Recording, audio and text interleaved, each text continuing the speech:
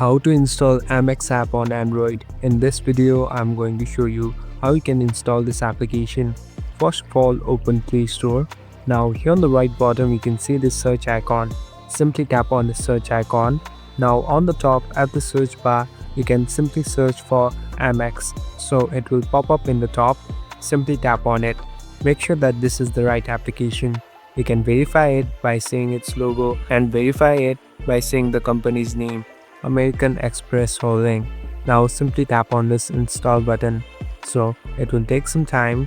So Amex is a type of financial tool where you'll be able to gain different cards and rewards. So here there will be different option of the card and you can access it.